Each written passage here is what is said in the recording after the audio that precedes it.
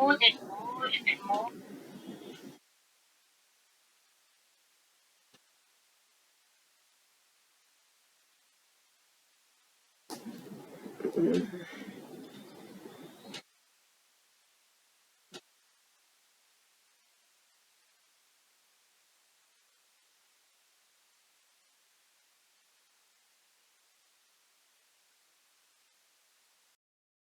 Original theme is the beyond, cause the apparent descent of the infinite into the realm of the seen finite.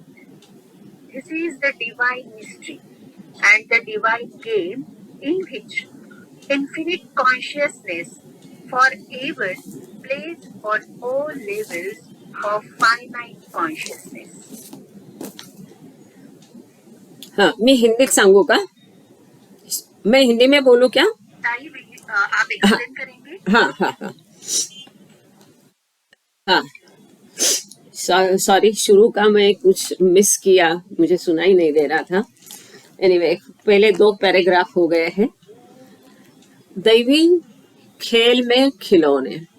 हम सभी को पता है, हम सारी कठपुतली की है और वो हमको चलाने वाला, हमें कंट्रोल. आवाज मेरी आ रही ना? क्लियर आ रही? हाँ हाँ हमको, हाँ, हमको नियंत्रित करने वाला, चलाने वाला वो ऊपर वाला है. हर समय हम व्यवहार में इस बात का ध्यान रखें कि हम केवल खिलौने हैं. उस ऊपर वाले के हाथ के हम केवल खिलौने हैं. इससे ज्यादा हमारी कुछ भी नहीं है. जितना चाबी, वो एक हिंदी में गाना है ना, वो मुझे लाइन नहीं पता, पर उस जितनी ऊपर वाले ने चाबी भरी उतना ही खिलौना चलेगा, ऐसा कुछ उसका मतितार्थ है. तो वो जैसा हमको चलाएगा, वैसा इस बात को हम यदि ध्यान रखते हैं हमारी रोजाना जिंदगी में, तो हमें काफी सारी मुश्किलें आसान हो जाएगी. हम केवल उसके हाथ के खिलौने हैं. अब बच्चा जैसे खिलौने खेलता है, जब वो चाबी भरेगा, खिलौना दौड़ाएगा, वो जिस तरह से खेलेगा, तभी वो खिलौना खेला जाएगा. वरना अपने आप वो खिलौना, सपोज एक कार है, बच्चे को दी है, तो वो कार अपने आप दौड़ेगी, चलेगी? कुछ भी नहीं करेगी वो कार. या तो उसकी डॉल है, या वो झूठ झूठ का खाना बनाती है, झूठ मूठ का वो पुलिस और चोर पकड़ खेलता है. तो जब तक वो बच्चा उसमें चाबी नहीं भरेगा, उसको चलाएगा नहीं, तब तक वो खिलौना चलेगा नहीं. हम भी बिल्कुल ऐसे हैं. उस ऊपर वाले के सामने हम उसके केवल खिलौने हैं. तो इसी चीज को हमको बाबा ने बहुत डिसेंट लैंग्वेज में इसमें बताया है. पहले मैं भाऊ जी के यहाँ से उसको पढ़ के फिर हम उसका एक्सप्लेनेशन देखेंगे. केवल अपार का अस्तित्व है और वह सत्य है. बाकी कोई भी अस्तित्व नहीं है. और बाकी जो हमको है ऐसा दिखता है, वो असत्य है, वो सत्य नहीं. जो अपार है, अनंत है, अनंत चैतन्य है, केवल उसका अस्तित्व है और वह सत्य है. बाकी सब झूठ है. सीमित, नश्वर और मिथ्या है. जो सीमितता है, मर्यादितता है, जो लिमिटनेसनेस जो हम देख रहे हैं इस संसार का, वो सब नश्वर है. वो शाश्वत नहीं है.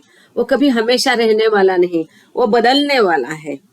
तो वो नश्वर है और वह मिथ्या है, वो सत्य नहीं है.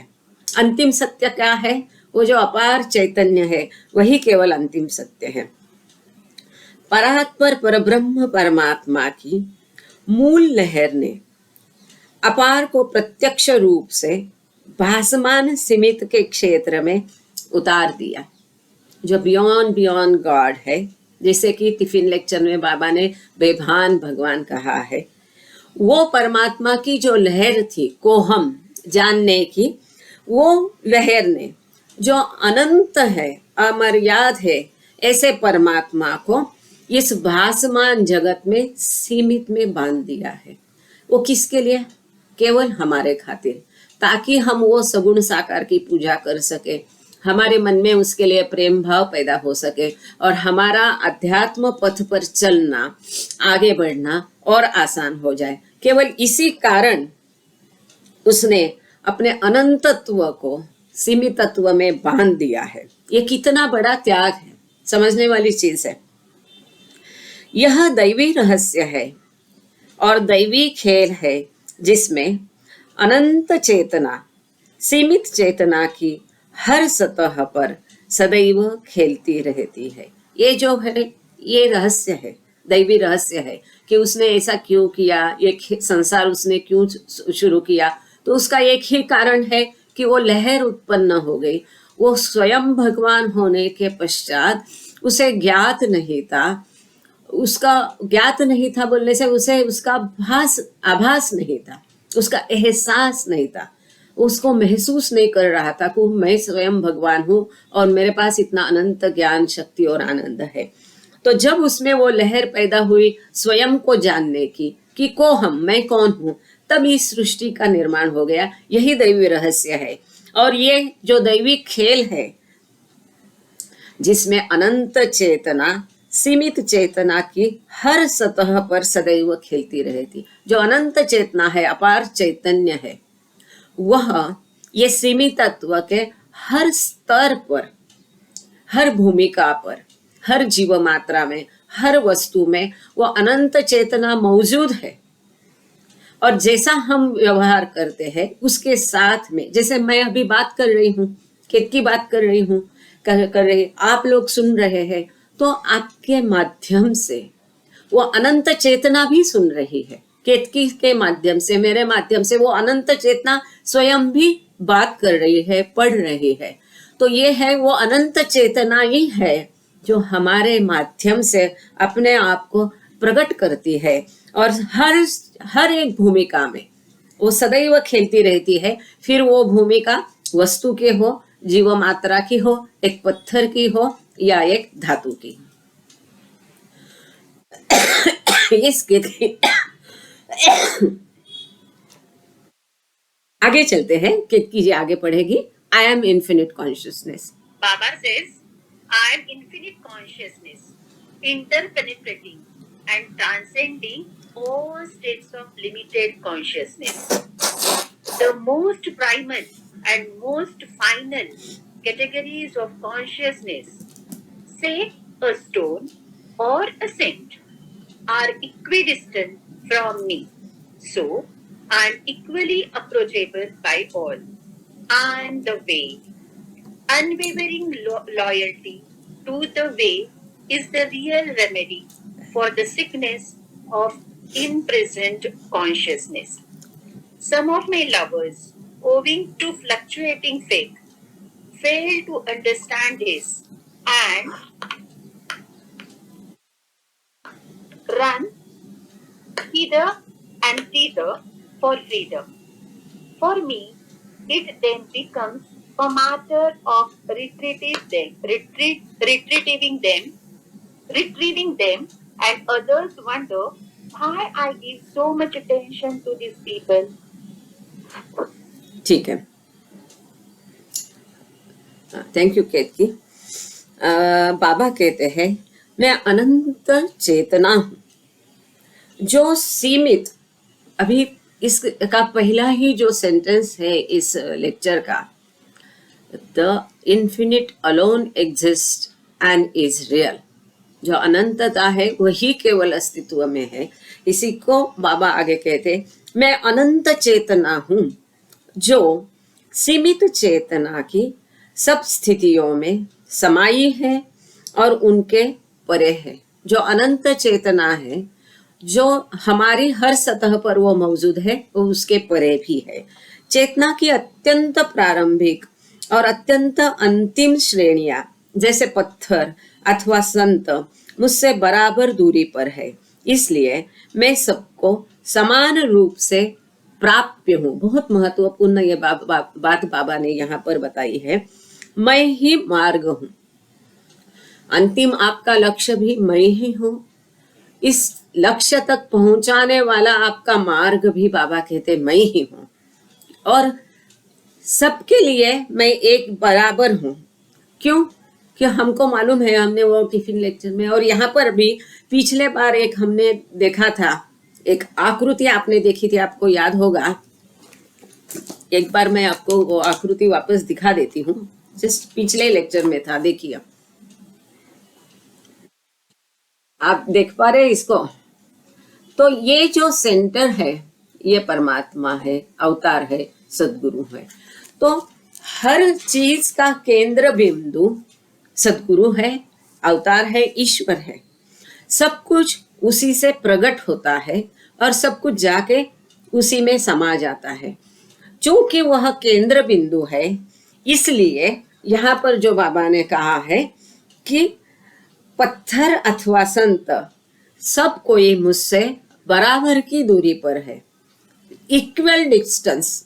हर कोई मुझसे पापी हो पुण्यवान हो, कोई भी जो है मुझसे कोई ना ज्यादा दूर है ना कोई मुझे ज्यादा करीबी है, क्योंकि मैं सबके लिए एक समान हूँ। मेरा प्रेम पापियों के लिए भी है, पुण्यवानों के लिए भी है, पत्थर के लिए भी है, संतों के लिए भी है। सबके लिए मैं एक जैसा हूँ।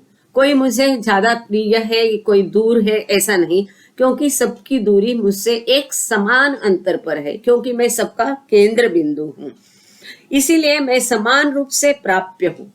जितना मैं मुझे एक पत्थर या एक धातु मुझे प्राप्त कर सकता है, उतना ही एक संत भी मुझे प्राप्त कर सकता है। जितना एक पापी मुझे प्राप्त कर सकता है, उतना ही एक पुण्यवान आत्मा भी मुझे प्राप्त कर सकता है। मैं ही मार्ग हूँ। आगे बाबा कहते हैं unwavering loyalty to the way. Okay, मार्ग के प्रति मुझे अटल भक्ति ही, मार्ग के प्रति मुझ में अटल भक्ति ही संस्कार युक्त चेतना की बीमारी को हटाने का असली इलाज है। बहुत सुंदर वाक्य है यहाँ पर। ये जो हमारी चेतना है वो बीमार हो गई है। हम लोगों की चेतना जो है, मनुष्य में चेतना पूरी विकसित है, उसको और विकसित होने जैसा कुछ भी नहीं बचा है। फिर भी हम ईश्वर को क्यों नहीं देख पा रहे? हमारे संस्कारों के कारण। अब आगे जाके यहाँ इतना सुंदर सेंटेंस बाबा ने दिया है कि जो हमारी चेतना है वो संस्कारों के कारण बीमार हो चुकी है। इसके लिए यहाँ उन्होंने शब्द प्रयोग किया है, संस्कार युक्त चेतना की बीमारी को हटाने का असली इलाज मुझ में भक्ति करना है। ये जो हमारी संस्कार युक्त चेतना है, ये इसकी जो बीमारी है उसका हटाने का एकमात्र इलाज है कि भक्ति करना है, ईश्वर से प्रेम करना है। बाबा कहते हैं कि मैं ही मार्ग हूँ, तो मुझसे प्रीति करना, अटल भक्ति करना, यही एक उत्तम इलाज है आपकी बीमार चेतना को संस्कारों से या बीमारी से मुक्त कराने का। कितना सुंदर सेंटेंस है। मेरे कुछ प्रेमी डगमग विश्वास, अटल विश्वास नहीं होता है, डामाडोल विश्वास है, कहीं यहाँ गए कहीं वहां गए, भागते रहते हैं कहाँ कहाँ। वो क्यों भागते रहते हैं पता नहीं।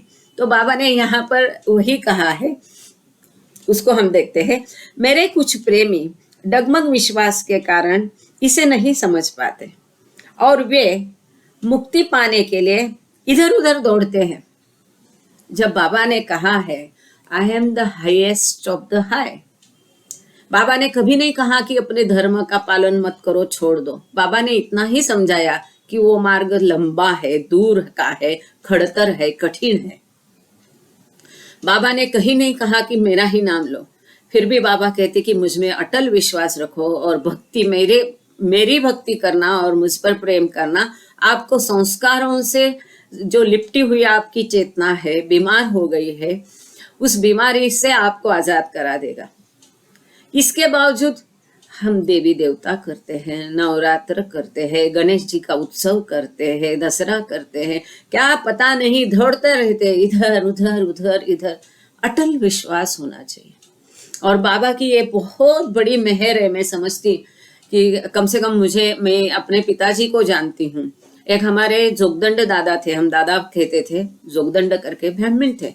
हालांकि उनका बाबा का प्रत्यक्ष दर्शन कभी नहीं हुआ, पर उनको ऐसा जबरदस्त विश्वास बाबा ने दिलाया कि वो कुछ भी उनके घर में, मेरे पिताजी के घर में कोई बाकी देव देवता, तस्वीर, फोटो, मूर्त किसी ने गिफ्ट दिया वो बात और है, कुछ भी नहीं, और कोई भी वो जो रूढ़ियां है, ये बाबा की बहुत बड़ी देन है। मैं समझ रही, आजकल मैं देखती हूँ कई लोगों को तो उसकी तुलना में। अब मेरे पिताजी तो समझो बरसों से बाबा के कांटेक्ट में थे, ये बाबा की मेहर उन पर हुई। पर जोगदंड दादा जो भोपाल में थे, बाद में इंदौर गए, अभी भी काकू है वहां, जोगदंड काकू, उन्होंने तो बाबा के दर्शन नहीं किए, फिर भी ऐसा अटल विश्वास था कि ये बाकी कुछ भी वो लोग नहीं करते थे। तो बाबा कहते हैं कि मुक्ति पाने के लिए लोग यहाँ वहां दौड़ते हैं, तब मेरे लिए उन्हें अब यहाँ बाबा की मुश्किल बढ़ती है, क्योंकि पहले बाबा ने बोला गलत हो सही हो, वास्तव में आध्यात्मिकता में बाबा ने यह भी कहा है कि सही गलत ऐसा कुछ नहीं होता है। जब अंत होता है, सब एक ईश्वर प्राप्ति हो जाती है, तब वहां कुछ भी नहीं है, ना गलत है ना सही है। तो वहां ना पाप है ना पुण्य है, क्योंकि वो नथिंगनेस है, कुछ भी नहीं है वहां पर। ये सब क्या है, राह पर है सही गलत का। ये इसके लिए एक बहुत सुंदर लेक्चर हम मेहर बाबा के अध्यात्म पर लेख में और संदेश में, एक चांगले व वाइट ऐसा एक चैप्टर था, अच्छा और बुरा ऐसा एक पूरा चैप्टर है उसके ऊपर, डिस्कोर्सेस में अच्छा और बुरा ऐसा एक ऐसा एक पूरा चैप्टर है।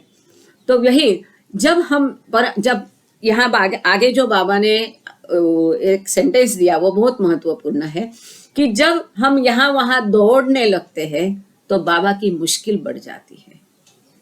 जैसे एक बच्चा है, राह से भटक जाता है, सपोज आपका कोई यंग बच्चा है, इस कॉलेज में जा रहा है, गलत रास्ते जा रहे हैं, तो उसके सही रास्ते लाने के लिए आप कितने तड़पते हैं, आप कितनी कोशिशें हर तरह की करते हैं कि गलत संगत से उसको छुड़ाओ, सही रास्ते पे लाओ, वो पढ़ाई करेगा, बहुत रीडिंग करेगा, इसके लिए हर कोशिश करते हैं।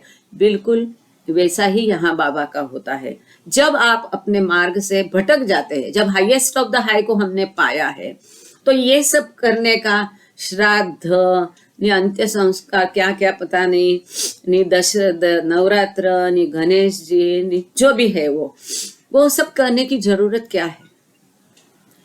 और जब आप वो करते हैं तब आप राह से भटक रहे, इसलिए आपको राह पर लाने के लिए बाबा को कोशिशें करनी पड़ती है। मतलब हम जब भटक जाते हैं तो उसकी मुश्किल बढ़ जाती है। जैसे एक बच्चा भटक जाता है तो माँ की मुश्किल बढ़ जाती है, बिल्कुल उसी प्रकार जब हम राह से भटक जाते हैं तो हमको वापस राह पर लाने के लिए उनको कष्ट झेलने पड़ते हैं। बाबा ने यही यहाँ पर कहा। क्यों? तो गया नहीं, क्योंकि उसके लिए सब एक जैसे हैं, सब पर वो प्रेम करता है, सब उतनी ही डिस्टेंस पर है। ये पहले ही उन्हें उजागर किया। आप उनको भजो नहीं भजो, आप उनसे प्रेम करो नहीं करो, आप उनका नाम लो नहीं नाम लो, फिर भी वो सबकी जिम्मेदारी लिए हुए हैं, वो किसी को भी दूर नहीं रखते हैं। तो यह इसके लिए बाबा ने यहाँ लिखा है, तब मेरे लिए उन्हें पुनः राह पर लाना आवश्यक हो जाता है। और दूसरे लोग आश्चर्य करते हैं कि मैं इन लोगों की ओर इतना अधिक ध्यान क्यों देता हूं। कि बाबा जब शरीर में थे तब कई बार ऐसा हुआ है, एक आदमी था, बड़ा पापी था, ये था, तो उसको बाबा केवल इतना प्रेम करते थे, बाहर वो बहुत 420 सब कुछ करता था। तो मंडली जनों ने एक बार बाबा को पूछा कि बाबा ये तो खराब आदमी है, आप उसको क्यों इतना अहमियत दे रहे हैं, या ऐसा था। तो बाकी लोगों को तो जरूरत, जो ऑलरेडी देखो बर्तन है, कोई भी चीज है, एक चमक रहा है, तो आप वापस उसको घिसोगे नहीं, घिसेंगे। अब जब इसमें मैल जमा है उसी को ज्यादा घिसना पड़ेगा, तो उन्हीं को ज्यादा जरूरत होती है, इसलिए बाबा उनकी ओर अधिक ध्यान देते हैं। तो बाबा ने यहाँ पर यही लिखा है कि मैं जब उनकी तरफ ज्यादा ध्यान देता हूँ तो बाकी लोग सोचते हैं, उनको आश्चर्य लगता है कि मैं इनको इतना ध्यान क्यों दे रहा हूँ।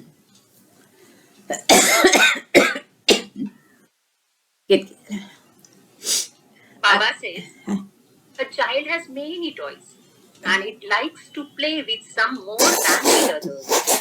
And some is so dear that he won't part with it, even when he goes to bed. If someone snatches away a favorite toy, he must get it back. And if one gets broken, he demands that it be mended. He will not be consoled with another even more costly one. It is the same with me. I am a child whose playground is the universe. All beings and things are my toys in my divine game. Compared with my being and power, all are inanimate toys. But they are toys which I inspire with my life-giving love. All are equally me and I reside in each always. But some are dearer to me, and if one of these is taken from me, I must get him back. And others have no right to wonder why I show so much concern for this one. जय माँ। बाबा यहाँ कहते हैं, एक बच्चे का एक वापस बाबा उदाहरण दे रहे हैं।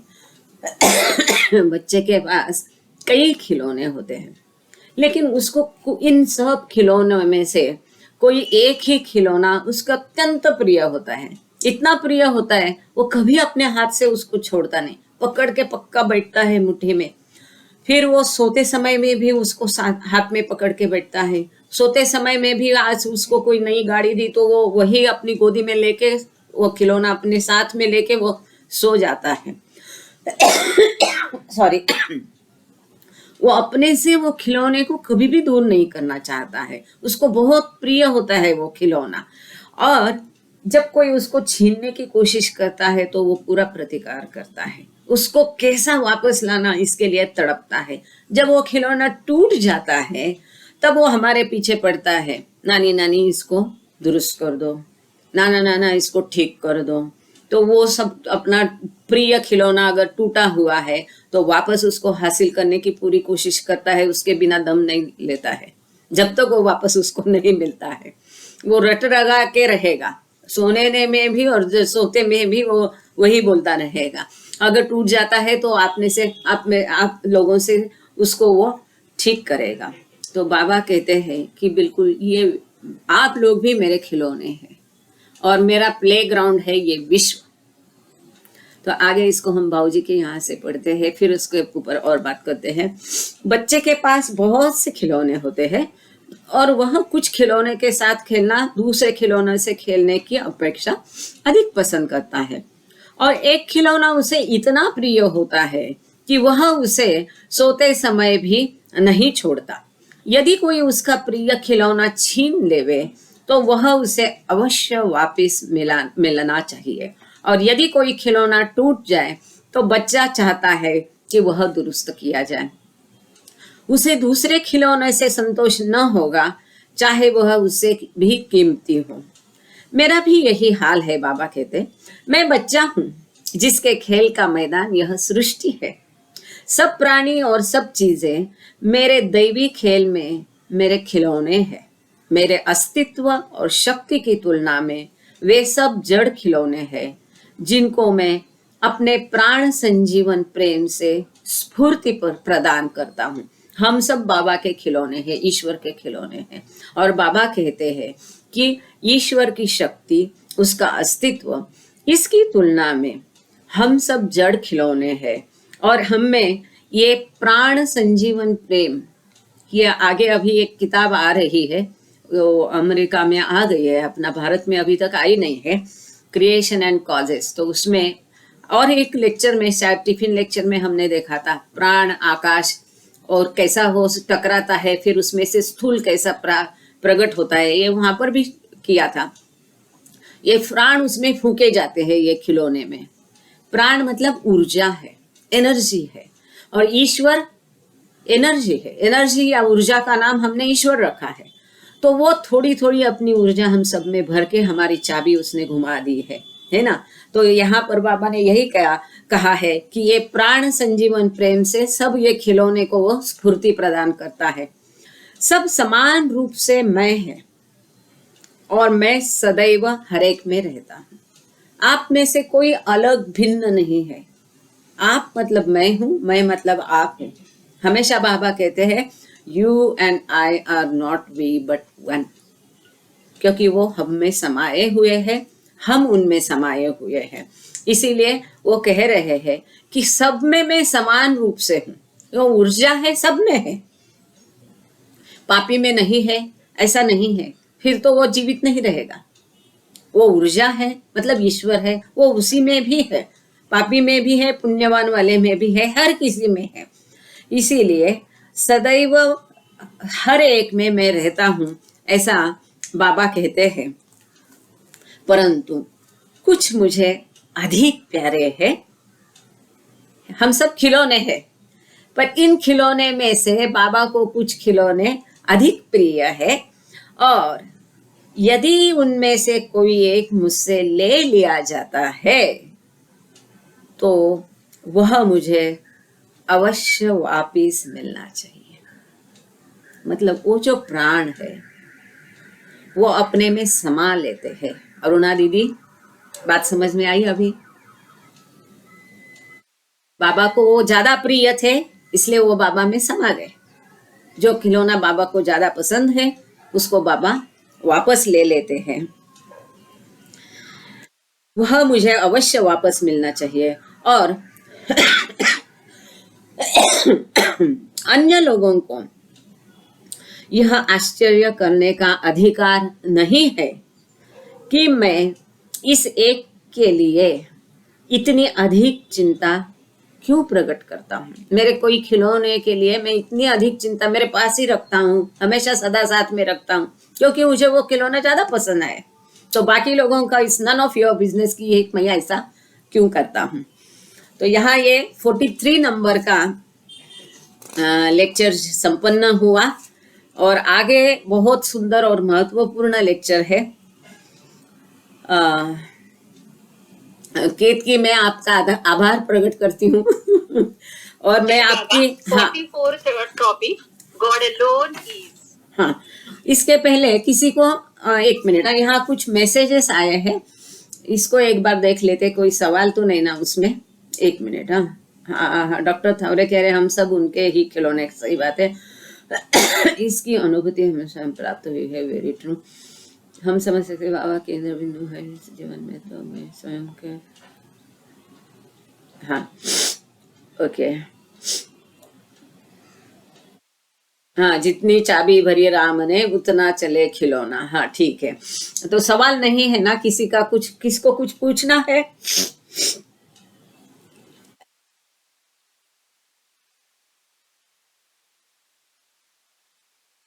आगे शुरू करूं फिर 43rd टॉपिक। हाँ हाँ, toys in the divine game. नहीं वो हो गया। 44, God alone is. Infinite consciousness is infinite. It can never lessen at any point in time or space. Infinite consciousness, being infinite, includes every aspect of consciousness. Unconsciousness is one of the aspects of infinite consciousness. Thus, infinite consciousness includes unconsciousness. It sustains, covers, pierces through, and provides an end to unconsciousness, which flows from and is consumed by infinite consciousness. बहुत सही। हाँ, यहाँ देखो एक twist है, बहुत सुंदर twist है। गॉड अलोन इज, केवल ईश्वर ही है, एकमात्र ईश्वर ही है। अलोन, अकेला है, केवल ईश्वर है और कोई है नहीं इसमें, इस सृष्टि में। अब इसका पहला ही सेंटेंस सुंदर है, इन्फिनिट कॉन्शियसनेस इज इन्फिनिट। अब आप सोचोगे ये क्या है? अनंत चैतन्य अपार है। मैं इसको ऐसा, मुझे बड़ा ये सुंदर लगा, अनंत चैतन्य अपार है। अब इसको आज केत की मेरा ये हल्का कर रहे हैं, केवल ईश्वर है। अपार चेतना अपार है, इसलिए वह काल या देश के किसी बिंदु पर कम नहीं हो सकती। जो अनंत चेतना है, यदि वो कम होगी या इसमें कुछ मिलाया जा सकता है या उसमें से कुछ यदि घटाया जा सकता है, मतलब उसमें कोई सब्ट्रैक्शन किया जा सकता है या उसमें कोई प्लस एडिशन किया जा सकता है, तो वो अनंत चैतन्य रहेगा क्या? बिल्कुल नहीं। गुंजाइश ही नहीं रहती है उसमें से कुछ घटाने की या उसमें कुछ मिलाने की। वो अनंत है। इसीलिए देश काल के किसी भी स्थल पर, किसी भी स्थान पर, किसी भी बिंदु पर, किसी भी समय पर ना ही वो अनंत चेतना कम होती है ना ही वो अधिक होती है, क्योंकि वो अनंत है। इसीलिए वो अनंत है। अपार चेतना अपार होने के कारण उसमें चेतना का हर पहलू अंतर्निहित होता है। अनंत है ना, जो अनंत है उसमें सब कुछ समाया हुआ है। जब उसमें सब कुछ समाया हुआ है तो जो अचैतन्य है वो भी उसमें समाया हुआ होगा कि नहीं? हमको यहाँ पर आप लोगों को याद होगा, टिफिन लेक्चर में हमने एक उदाहरण लिया था कि एक बहुत बड़ा गुब्बारा है और सब छोटे छोटे दूसरे गुब्बारे फुला फुला के उसमें डाल के फिर वो बड़ा गुब्बारा बनता है। वो बड़े गुब्बारे में सब कुछ है, उसके बाहर कुछ नहीं। तो ये अनंत है। चैतन्य जो है अनंत है। जब वो अनंत है तो कम वाली चेतना, अचेतना, ये जो चेतना की स्थिति है वो हर स्थिति की, हर प्रकार की, हर पहलू, चेतना का हर पहलू उसमें समाविष्ट है। जैसे कि पत्थर की चेतना, धातु की चेतना, पंछी की चेतना, पशु की चेतना, हर किसी की चेतना अलग है, उसकी मात्रा कम अधिक है, लेकिन वो सब कुछ इस अनंत चेतना में समाविष्ट है, मौजूद है। अचेतना अपार चेतना का एक पहलू है। अनकॉन्शियसनेस, अचेतना, ये भी चेतना का एक पहलू है। इस प्रकार अपार चेतना में अचेतना शामिल है। अनंत चेतना में जब सब कुछ शामिल है, चेतना की हर स्थिति, हर पहलू उसमें मौजूद है, तो ये जो अचेतना है वो भी अनंत चेतना में समाविष्ट है, उसके बाहर नहीं है। इसके लिए अनंत चेतना में अचेतना मौजूद है, परंतु अचेतना में अनंत चेतना मौजूद नहीं है। इस प्रकार अपार चेतना में अचेतना मतलब अनकॉन्शियसनेस शामिल है।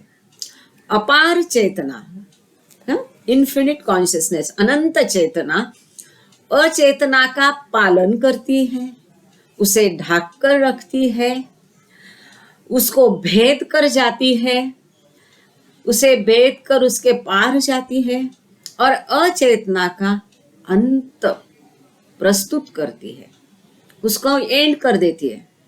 ये जो अनंत चेतना है वो वो अनंत चेतना अचेतना को, अनकॉन्शियसनेस को ढक देती है, उसको भेद देती है, भेद के उसके पार जाती है। ये अनंत चेतना ही अचेतना का पालन भी करती है, उसको बनाए रखती है। अचेतना को, अनंत चेतना अचेतना को बनाए रखती है और उसको खत्म करने के लिए भी वही आगे आती है। जो अचेतना अपार चेतना से प्रवाहित होती है और उसी में लय हो जाती है। ये जो अचेतना है, अनकॉन्शियसनेस है, जो हम में सब में है, या धातु में है, पत्थर में है, वो कहाँ से आया? ये जो अनंत अपार चैतन्य में से वो प्रस्तुत हुआ है, वही से आया है और वही वापस मिलने वाला है। ये जो ऊर्जा है, ये जो चैतन्य है, वो वहीं से आया है और वापस उसी में मिलने वाला है और कहीं नहीं जाएगा, और आया भी वहीं से है। तो ये उसी में अनंत चेतना में ये अचेतना मौजूद है, समाविष्ट है, क्योंकि वो वहीं से आई हुई है और वापस उसी में मिलने वाली है। आगे Baba says, I assert unequivocally that I am infinite consciousness. And I can make this assertion because I am infinite consciousness. I am everything and I am beyond everything. I am ever conscious that I am you, while you are never conscious that I am in you. Daily I support you and share your consciousness. Now, I want you to afford me so that one day you can share my consciousness. बहुत सुंदर। बाबा यहाँ कहते हैं, मैं अनंत चेतना हूं, ये मैं निस्संदेह रूप से इसका मैं दावा करता हूं।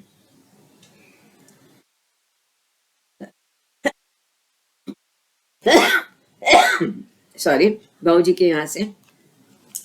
मैं सतत चैतन्य हूं।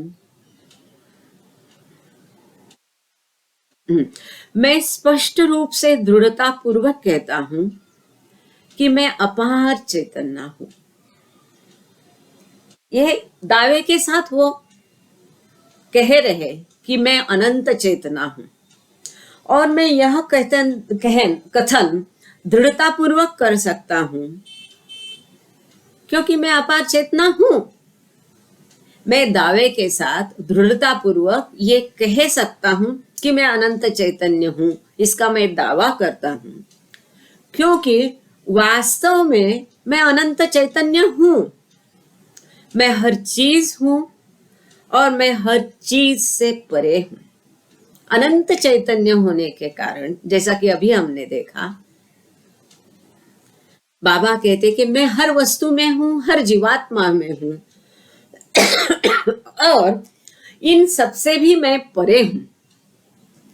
मैं सतत चैतन्य हूं कि मैं तुम हूं। I am ever conscious that I am you. Baba कहते मैं सतत इसका भान रखता हूं, जानता हूं, इसके बारे में सतर्क हूं कि मैं आप हूं। यहां चैतन्य शब्द नहीं होना चाहिए। मैं सतत जागरूक हूं। आई एम एवर कॉन्शियस कि आप ही मैं हूं, इसका मुझे सतत भान रहता है। मैं सतत आप जागरूक हूं कि मैं तुम हूं, परंतु तुम्हें कभी यह चेतना नहीं होती कि मैं तुम में हूं। While you are never conscious that I am in you. मैं आप ही हूं, इसका हर वक्त मुझे भान रहता है, लेकिन आप में मैं हूं, इसका आपको कभी भान नहीं होता है, इसका आपको कभी एहसास नहीं होता है, आपको ये कभी महसूस नहीं। ये चैतन्य से ये शब्द यहाँ कॉन्शियसनेस के लिए ज्यादा फिट है। ये शुद्ध हिंदी नहीं है, लेकिन महसूस और एहसास ये जो प्रकट करता है यहाँ पर, उर्दू मिश्रित शब्द होने के बावजूद वो और कोई शब्द नहीं उसकी जगह ले सकता है। बाबा कहते हैं कि आप मैं हूं, ये सतत मैं जानता हूं, सतत जानता हूं, इसका भान रखता हूं, परंतु आप इसका भान नहीं रह सकते कि आप मुझ में हो, आप में मैं हूं। While you are never conscious that I am in you. आप में मैं हूं, इसको आप कभी महसूस नहीं करते, उसका आपको कभी अंदाजा नहीं आता, आप उसका एहसास नहीं करते हैं। प्रतिदिन मैं तुम्हें सहारा देता हूं और तुम्हारी चेतना में भाग लेता हूं। जब आप में मैं मौजूद हूं, तब आप जो भी क्रिया करते हो वो सब में मेरा हिस्सा है। आप उठते हैं, बैठते हैं, खाते हैं, पीते हैं, सोते हैं, ये सब में मैं आपको सहारा देता हूं, ये करने में आपको सपोर्ट करता हूं। ये सब चीजें मैं आपके द्वारा मैं भी करता हूं। यदि आप कुछ सहते हैं तो आपके द्वारा मैं भी सहता हूं। बाबा ने पहले भी कहा है कि मैं अनंत तक सहता रहता हूँ आपके द्वारा और आपके लिए। यदि हम सहते हैं तो वो भी सहते हैं। तो प्रतिदिन बाबा कहते हैं मैं तुम्हें सहारा देता हूँ और तुम्हारी चेतना में भाग लेता हूँ। अब मैं चाहता हूँ कि तुम मुझे हमेशा के लिए अटल रूप से पकड़े रहो। अपहोल्ड मी, मुझे पकड़े रहो, जिससे एक दिन तुम भी मेरी चेतना में भाग ले सको। हम बाबा चाहते कि मैं तो जानता हूं हमेशा कि आप में मैं हूं, लेकिन आप नहीं एहसास करते ना। तो लेकिन आपकी चेतना में मैं हमेशा भाग लेता हूं। तो आप मुझे हमेशा बनाए रखना, मुझे पकड़े रखो, मेरा दामन कस के पकड़ो, ताकि एक दिन इस चीज का आप एहसास कर पाओगे कि आप में मैं हूं और मेरी जो अनंत चेतना है उसमें आप भाग ले सको, उसमें आप एक हो जाओ, मिट जाओ।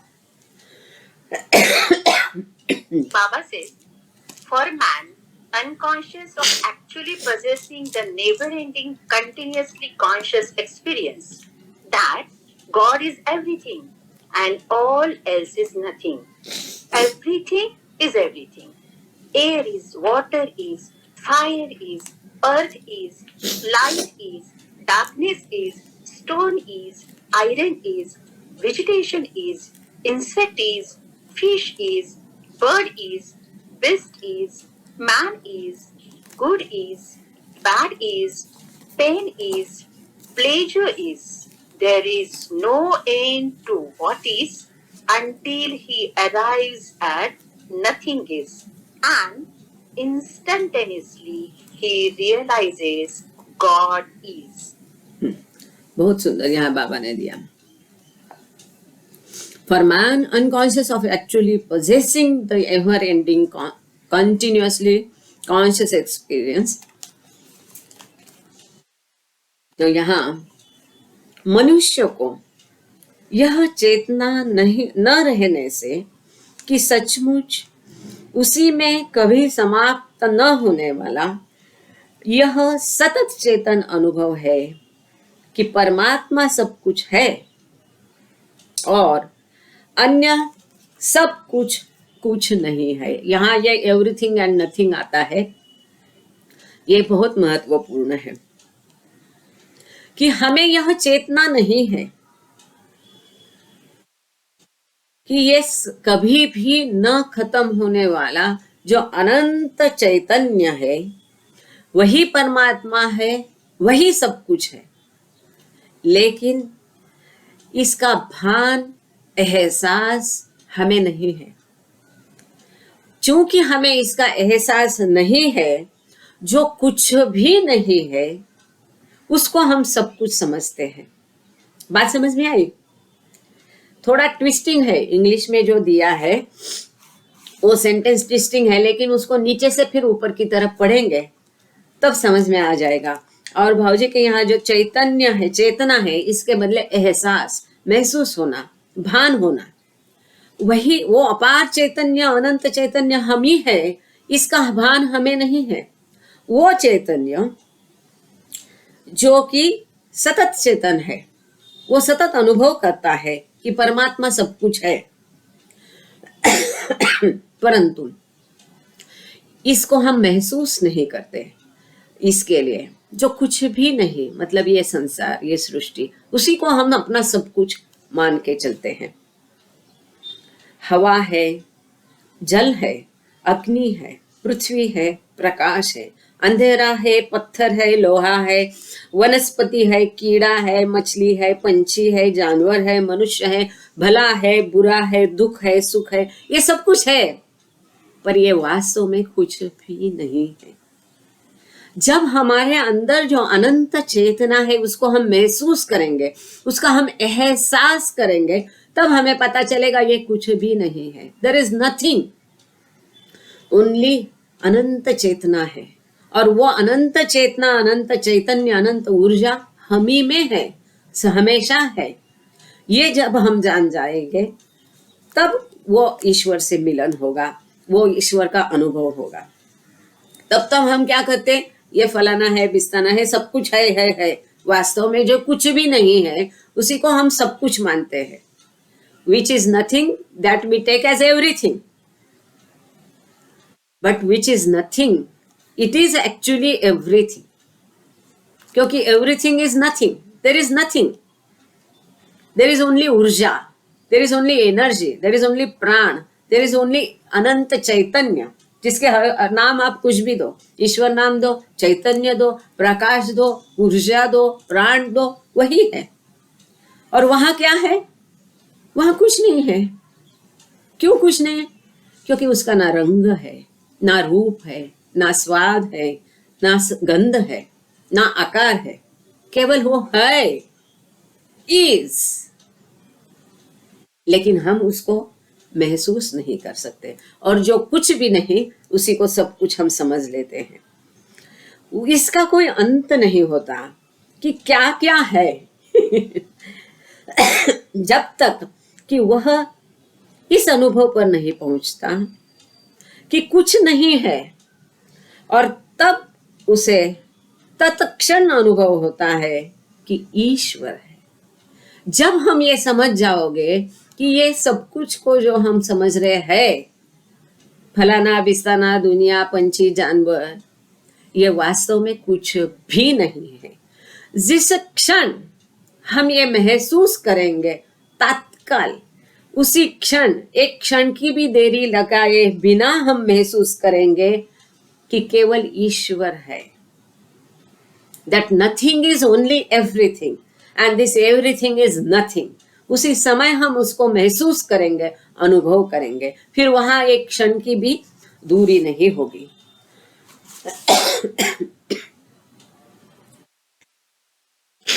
Baba says, it is not easy for man to accept and keep on accepting under all circumstances that God is. Even after his firm acceptance that God is, it is supremely difficult, though not impossible, for him to realize what he has firmly accepted. And realization means that instead of being fully conscious that he is man, he becomes fully conscious that he is God, was God, has always been God, and will ever remain God. एक minute, हाँ, मुझे लगता है आपका ये थोड़ा मुझे ऊपर रखना चाहिए। एक मिनट, हाँ, आपका मुझे ये फोन थोड़ा ऊपर रखने से शायद आपकी आवाज रिकॉर्डिंग में बराबर आएगी। तो एक ही मिनट, ये किताब रख देते इसके ऊपर, ताकि आपकी आवाज रिकॉर्डिंग में ठीक आना चाहिए। ये मेरा टेंशन है। अब मेरे ख्याल से ठीक आएगी, होपफुली। मैं अभी ट्रायल नहीं ले सकती उसकी। रिपीट करूं क्या? नहीं, रिपीट करूं? It's okay. रिकॉर्डिंग वाले को मैं पहले माफी मांगती। आज थोड़ा डिस्टर्बेंस इस तरह से चल रहा है। होपफुली आप लोग पूरा इंग्लिश भी ठीक से सुन पा रहे हैं, क्योंकि ये वाया चल रहा है। हाँ, ठीक है। It's not easy. हाँ, ओके। मनुष्य के लिए सब परिस्थितियों में यह स्वीकार करना और स्वीकार करते रहना कि परमात्मा है, ये सरल नहीं है। बाबा यहाँ कहते हैं कि हमेशा के लिए, हर हालात में परमात्मा है, इसे स्वीकृत करना, और एक बार ही करना नहीं है, तो सतत इसको स्वीकृत करके महसूस करना, उसका एहसास करना कि परमात्मा है। यह हर स्थिति में परमात्मा की मौजूदगी को एहसास करना, उसको स्वीकृत करना मनुष्य के लिए आसान नहीं है, सरल नहीं है। और यह बाबा कह रहे हैं, यदि वह दृढ़तापूर्वक स्वीकार भी कर लेता है कि ईश्वर है, तो उसके बाद भी उसके लिए उसका अनुभव करना, जो कुछ उसने दृढ़तापूर्वक स्वीकार किया कर लिया है अत्यंत कठिन है, यद्यपि असंभव नहीं है। बाबा कहते हैं मान लो कि कभी मनुष्य ने स्वीकृत भी किया, दृढ़तापूर्वक उसने स्वीकृत किया कि परमात्मा है,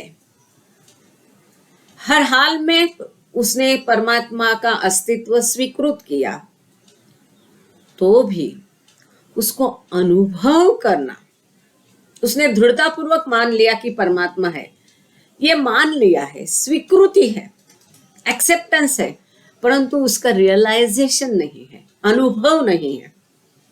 प्रत्यक्ष अनुभव और स्वीकृति करना, ये दोनों में फर्क है। इसको अनुभव करना अत्यंत कठिन है, परंतु असंभव नहीं है। बाबा कहते हैं कि उसको स्वीकृत भी किया तो भी उसको अनुभव करना उसके लिए कठिन होता है, लेकिन असंभव नहीं है। और अनुभव करने का अर्थ है कि मनुष्य होने की पूर्ण चेतना रखने के बजाय मनुष्य को ऐसी पूर्ण चेतना हो जाती है कि वह ईश्वर है, ईश्वर था, सदैव ईश्वर रहा है और सदैव ईश्वर ही रहेगा। और यदि उसने स्वीकृत किया कि ईश्वर सदैव है हर हालात में, और उसने अनुभव भी किया, तो क्या हुआ? यह अनुभव, यही सबसे बड़ी चीज है।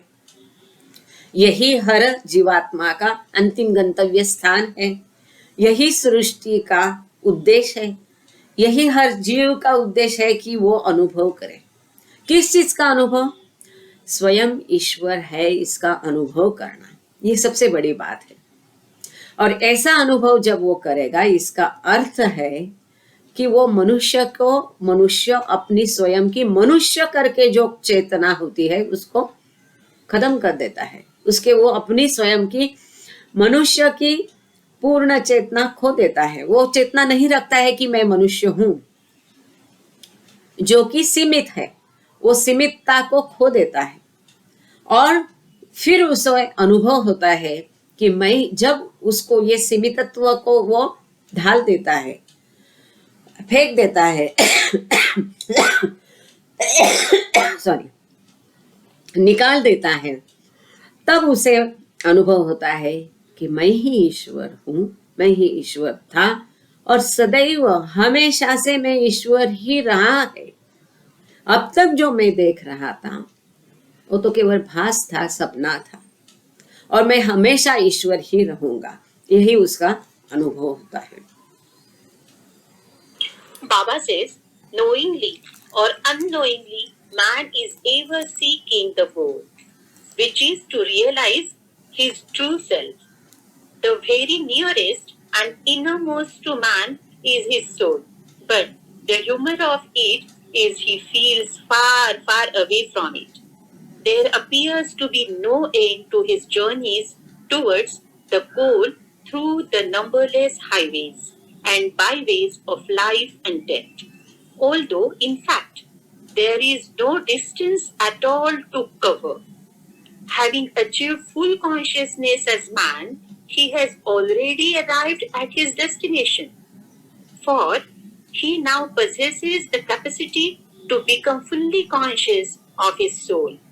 Still, he is unable to realize his divine destiny because his consciousness remains completely focused on his inverted, limited, finite self, the mind, which ironically has been the means of achieving consciousness. जानते हुए अथवा अनजाने मनुष्य सदैव लक्ष्य की खोज करता रहता है।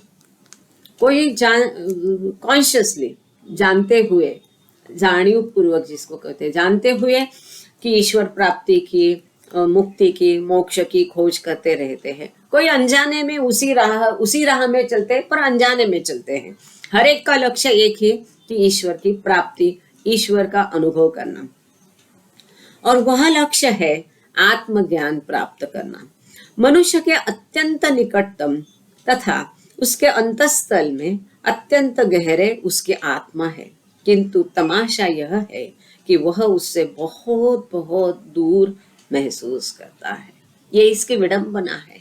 वो आत्मा उसी में है, उसी के अंदर है, अत्यंत गहराई में है, परंतु ये कैसी विडंबना कि वह उसको बहुत दूर, कहीं दूर आकाश में, भगवान कहाँ है, ऊपर, यहाँ पर, जहां हम पहुंच नहीं सकते, हमारी पहुंच के पार दूर है परमात्मा हमसे, ऐसा वह सोचता है। ये कितनी बड़ी विडंबना है, बाबा कहते, जबकि वो परमात्मा हमारे अंदर है। इसीलिए बाबा कहते हैं कि मुझे आपसे बाहर मत ढूंढो, मैं बाहर नहीं हूं, आपके अंदर ही हूं, वहीं पर मेरी खोज करो। यद्यपि उसके तय करने के लिए वास्तव में बिल्कुल ही दूरी नहीं है, तथापि जन्म मृत्यु के असंख्य मार्गों और गलियों से लेकर लक्ष्य की ओर उसकी यात्रा का कोई अंत नहीं दिखाई पड़ता है। यहाँ बाबा कहते हैं वास्तव में इस ईश्वर को पाने के लिए, इस परमात्मा को पाने के लिए कहीं दूर जाना नहीं है। इसके बावजूद वहां तक पहुंचने के लिए, उसका अनुभव करने के लिए, उसको महसूस करने के लिए कई लाखों करोड़ों जन्म मृत्यु का ये जो चक्र है, ये जन्म मृत्यु को बाबा कहते हैं कि हाईवेज, उसके असंख्य मार्ग और गलियों से गुजरना पड़ता है। और ऐसी ये लंबी यात्रा है जन्म मृत्यु की कि ऐसा प्रतीत होता है ये यात्रा कभी खत्म ही नहीं होगी। मनुष्य रूप में पूर्ण चेतना प्राप्त कर लेने से वह अपनी मंजिल पर पहुंच ही चुका है। हमने देखा है कि मनुष्य योनि की पहले की जो उपमानवीय योनि है, जैसे कि पत्थर, धातु, कीटक, वनस्पति, पंछी, पशु, जलचर, ये सब मनुष्य के नीचे की सभी योनियों में जो चेतना है वो पूर्ण विकसित नहीं हुई है। तो मनुष्य योनि में चेतना पूर्ण विकसित है। वही चेतना जो ईश्वर की है, वो अपार चैतन्य हमारे पास है। हमने मनुष्य का जन्म लेकर वो अपार चैतन्य ऑलरेडी प्राप्त किया है। अब उसको और विकसित होने का या चैतन्य प्राप्ति की कोई गुंजाइश, कोई बचा ही नहीं है प्राप्ति का। इसके बावजूद हम ईश्वर को नहीं देख सकते, इसके बावजूद हम महसूस नहीं कर सकते कि मैं ईश्वर हूँ, परमात्मा हूँ। इसके बावजूद ये सब फलाना बिस्ताना जो है उसी को हम सब कुछ मानते हैं। क्यों? क्योंकि हमारे संस्कारों के कारण हम उस संस्कारों में ढले हुए हैं, उसी में लिपटे हुए हैं, और इसीलिए हमें वास्तव में ये कोई यात्रा है ही नहीं। हम वही परमात्मा थे, है, हमेशा रहेंगे। हम जहां थे वहीं पे हमें वापस जाना है। वापस जाके हम कहाँ बनने वाले, क्या बनने वाले? जो हम मूल थे। हमारा मूल रूप क्या है? परमात्मा, अनंत चैतन्य। हम वापस वही बनने वाले हैं। मतलब जो बाबा ने पहले एक, हमने एवरीथिंग एंड नथिंग में एक सुंदर टॉपिक था, जर्निंग विदाउट जर्नी। यात्रा किए बिना हमारी यात्रा होती है। वास्तव में हम कहीं भी जर्नी करते ही नहीं है, क्योंकि हम कहीं से निकले और कहीं पहुंचे नहीं हैं। हम जहां थे वहीं वापस जाने वाले हैं। और ये जब हम अनुभव करते हैं, ईश्वर साक्षात्कार प्राप्त करते हैं, उस क्षण हमें ये प्रतीत होता, इसका हमें एहसास होता है कि हम ना कभी गए कहीं, ना कहीं आए। ये जो संपूर्ण लाखों करोड़ों जन्म की जो गलियां, अंधेरी गलियां थी, जिस यात्रा को हम समझते थे कि कभी खत्म ही नहीं होगी, अनंत यात्रा लगती थी, वो केवल स्वप्न था। जैसे हम स्वप्न से जागृत होने के बाद हमें कैसा प्रतीत होता है? बिल्कुल सॉरी, वैसा ही ईश्वर साक्षात्कार प्राप्त करने के बाद उसे प्रतीत होता है कि मैंने कभी यात्रा की नहीं, क्योंकि मैं जहां यही था, वापस यही हूं, वही रहेगा। और फिर भी हमें ये यात्रा जो है जन्म मृत्यु की, वो कभी खत्म नहीं होने वाली ऐसी दिखाई पड़ती है। क्यों? मनुष्य रूप में पूर्ण चेतना प्राप्त कर लेने से वह अपनी मंजिल पर पहुंच ही चुका है, क्योंकि अब उसमें अपनी आत्मा की पूर्ण चेतना प्राप्त करने की क्षमता है। उसमें क्षमता है कि अब वो जो है उसे पूर्ण अपार चैतन्य, अनंत चैतन्य मिल ही गया है, वो विकसित हो गया है। अब उसको महसूस करने की क्षमता उसमें आ गई है। फिर भी वह अपनी दैवी परंपरा को, मतलब उसके मूल क्या है? वो ईश्वर है, पर ये इसकी दैवी परंपरा को प्राप्त करने में वो असमर्थ रहता है। उसमें क्षमता होने के बावजूद उस दैवी परंपरा को वो प्राप्त नहीं कर सकता। मतलब उसका एक छोटा उदाहरण जो रोजाना जिंदगी का, कि किसी ने ग्रेजुएट कर लिया है, बीए हो गया, बीएड हो गया, जो कि मास्टर होने के लिए जरूरी है, सब कुछ प्राप्त उसने किया और फिर भी वो मास्टर नहीं बना। बिल्कुल उसी प्रकार हम मनुष्य बनते हैं, तभी हमें वो अपार चैतन्य आ जाता है, और इसके बाद बावजूद हम उसको पहचानने में असमर्थ रहते हैं। क्यों? क्योंकि उसकी चेतना उसकी उल्टी हुई परिमित और सीमित खुदी अर्थात मन में पूर्णतया केंद्रित रहती है, जो दुर्भाग्य से चेतना प्राप्त करने का माध्यम रहा है।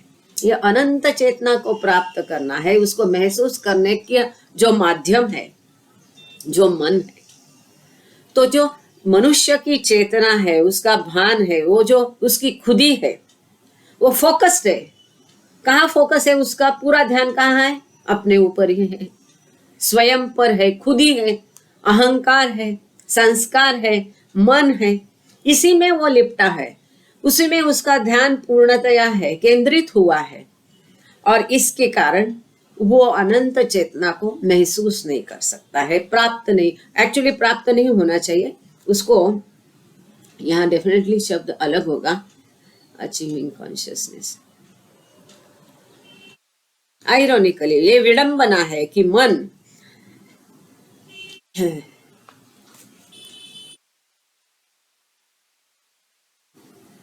अच्छा, ये जब मैं पढ़ा, आप लोगों से भी मैं पूछती हूँ,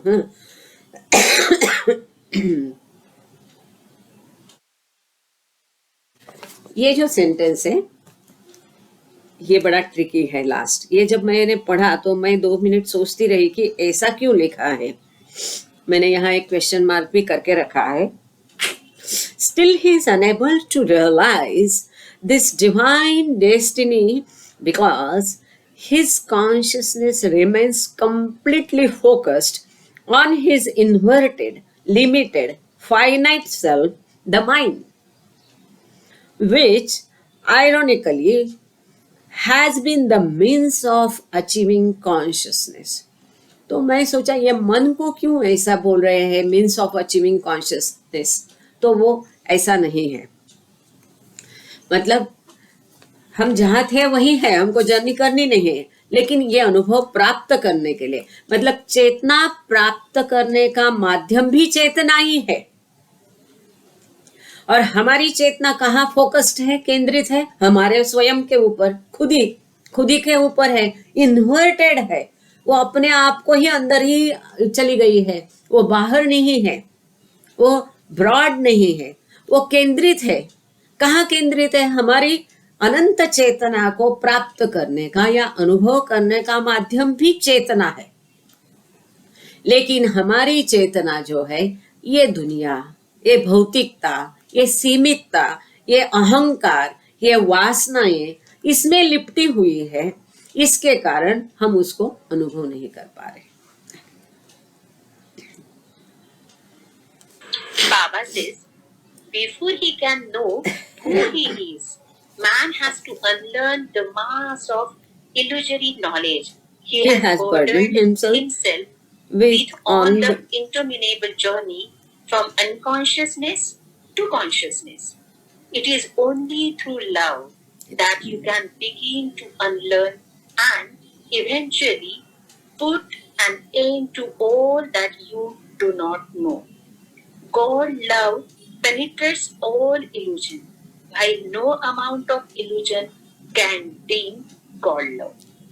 Start learning to love God by beginning to love those who learning to love God by Start learning to love God by beginning to love those who you will find that in serving others, you are serving yourself. The more you remember others with kindness and generosity, the less you remember yourself. And when you completely forget yourself, you find me as the source of all love. Wonderful. बहुत सुंदर है, बहुत ही ज्यादा महत्वपूर्ण है।